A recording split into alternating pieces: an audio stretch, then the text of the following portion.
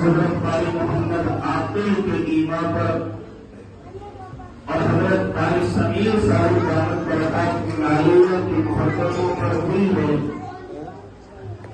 مختصر وقت ہے، آج مدرسے والوں کے پاس تو بڑا وقت تھا، لیکن شاید جو ہمارے سے محبت کرنے والے حضرات ہیں ان کے پاس ذرا وقت کم تھا، جس کی وجہ سے یہ تاخیر ہوئی.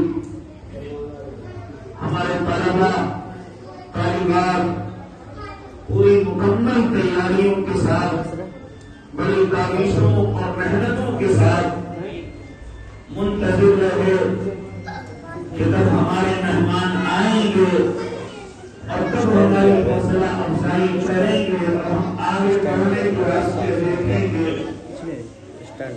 حضرت قاری محمد عاقل صاحب دامت برکات العالیہ کے لیے پہلے مبارکباد ہم تمام حضرات مل کر کے پیش کر لیں کہ ایسی جگہ پر کہ جہاں دور دور تک کلمہ کو نظر نہیں آتے، کچھ اپنے ساتھیوں کا سہارا، کچھ اپنے دوستوں کی شفقتیں ایسی جگہ پر انہیں منجمد کیے ہوئے ہیں اور یہ اپنی کاوشوں اور محنتوں میں اللہ اور اس کے محبوب کی محبت میں لگے ہوئے ہیں. نہ کوئی لالچ، نہ کسی بھی طرح کا کوئی لالچ، نہ بھوکے جا، یہ اسی طریقے سے مال و دولت کا کوئی معاملہ، صرف اللہ کی محبت میں ایسی جگہ پر اپنی زندگی کے یہ قیمتی لمحات قربان کرنا، یہ کسی خاص اللہ والے کا ہی وصف ہو سکتا ہے. کسی نے کیا خوب کہا، نہ لالچ دے سکی تجھے سیکھوں کی جھنکاریں، تیرے دستے توکل میں ہے عشق بنا کی تلواریں.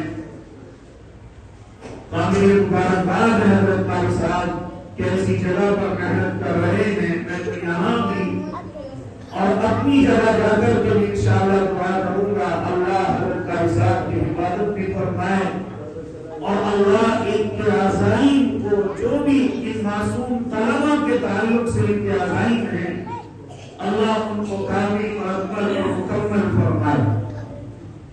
میرے بھائی، آپ جتنے بھی حضرات یہاں تشریف فرما ہیں، بڑی قربانیوں کے ساتھ اپنا وقت گزار رہے ہیں، لیکن یاد رکھنا اس دنیا کے اندر مجھے اور آپ کو ہمیشہ نہیں رہنا.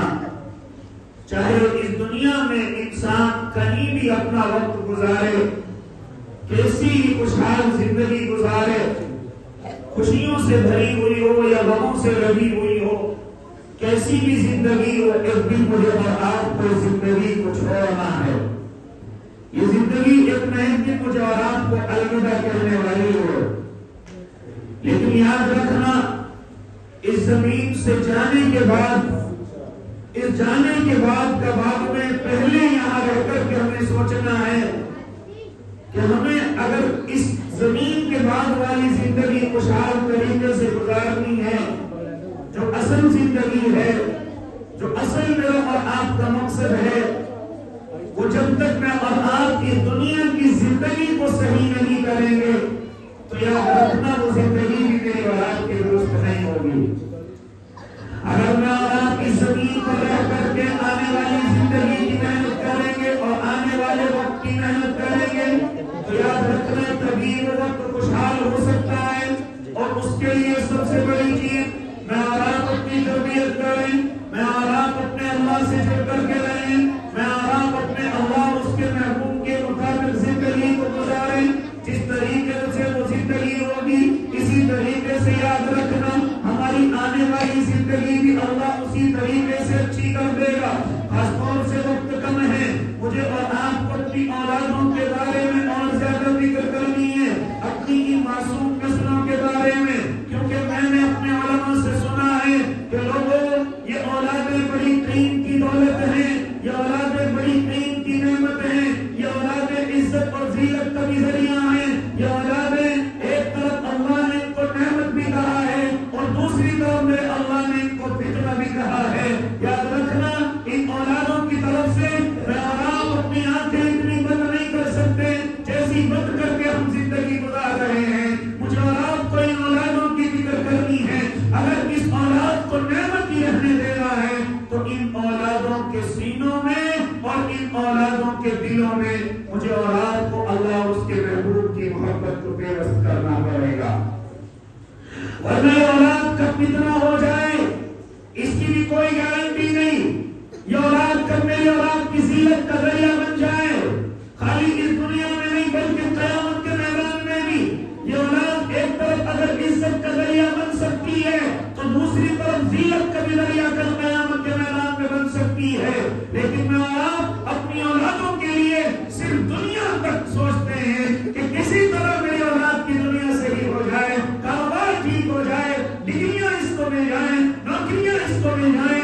صرف یہیں تک میں اور آپ اپنی عقلوں کا استعمال کرتے ہیں. یہ نہیں دیکھتے کہ اگر اس اولاد کو ہم نے اور زیادہ اللہ اور اس کے دین کی طرف بڑھا دیا تو یہ اولاد خالی دنیا میں نہیں بلکہ ہماری آخرت میں نوکریت کا ذریعہ بن سکتی ہے. لیکن میں اور آپ اپنی اولاد کی طرف سے صرف دنیا تک سوچتے ہیں اور یہیں تک محدود ہیں. اسی لیے اسکول اور کالجوں کے اندر تو میں اور آپ اپنی ذمہ